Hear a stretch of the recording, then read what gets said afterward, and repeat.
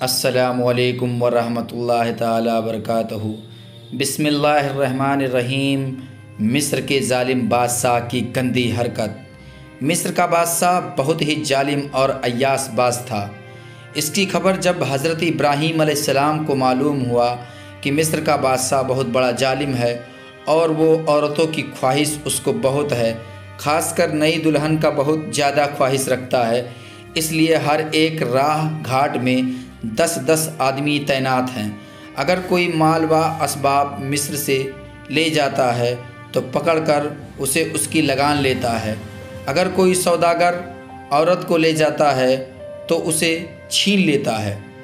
یہ سن کر حضرت ابراہیم علیہ السلام بہت زیادہ پریشان ہوئے، کیونکہ حضرت ابراہیم علیہ السلام عزت و آبرو میں بزرگ تھے اور سارہ خاتون رضی اللہ عنہا بہت خوبصورت تھی، اور ان کی خوبصورتی کے برابر حسین سارے جہاں میں کوئی عورت نہ تھی، اور جانے کے لیے اس راستے کے سوا کوئی دوسرا راستہ بھی نہ تھا۔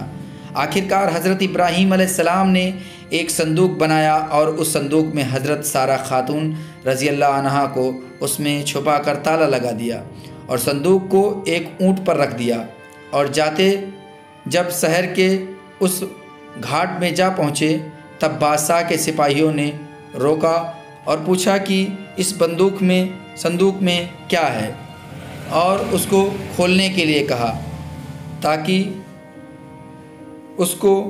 اس کے اندر سامان کے مطابق اس کا لگان لیں۔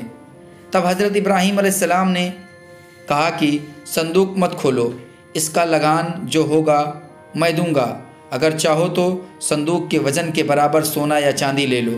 یہ سن کر سپاہی اور اس کے داروغہ کو اور بھی شک ہوا کہ اس میں کیا چیز ہے اور اس کو کھولنا چاہیے، اور سپاہیوں نے جب اس صندوق کو کھول کر دیکھا تو ایک حسین و جمال عورت جو سورج کی طرح نظر آئی، جس کا ثانی دنیا میں نہ تھا، اور سارہ خاتون رضی اللہ عنہا کو لینے کے بعد وہ سپاہی بادشاہ کے پاس لے گئے۔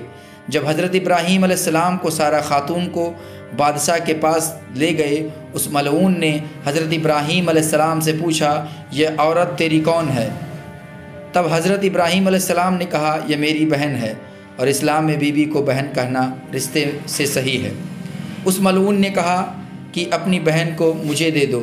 تب حضرت ابراہیم علیہ السلام نے فرمایا کہ وہ اپنی ذات کی خود مالک ہے۔ سارہ خاتون رضی اللہ عنہا نے کہا، معاذ اللہ، پناہ مانگتی ہوں میں اللہ سے۔ وہ ملعون یہ بات سن کر ہنسا اور اپنے سپاہیوں کو حکم دیا کہ سپاہیوں کو ان کو حمام میں لے جائیں اور نہلا دھلا کر بہترین لباس پہنا کر خوشبو سے معطر کر کے میرے پاس لے آئیں۔ اس ملعون کے حکم کے مطابق ویسا ہی کیا گیا جیسا کہ اس نے کہا۔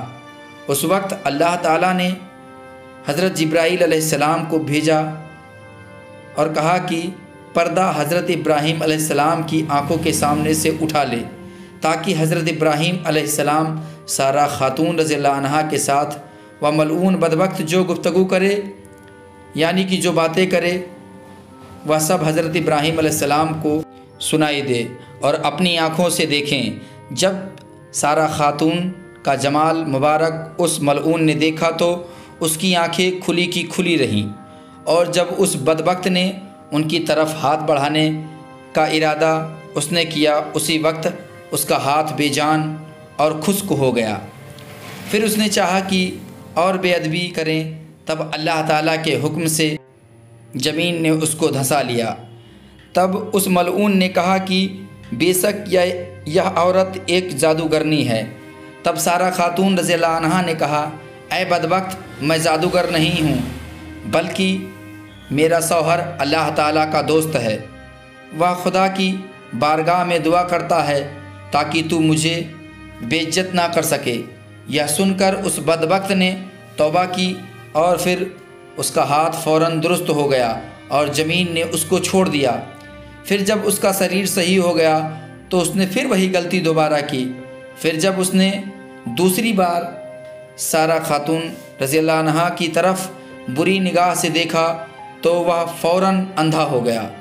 تب اس ملعون نے کہا اے بی بی میرے حال پر دعا کر، میں اس کام سے توبہ کی ہے، اب میں یہ غلطی نہیں کروں گا۔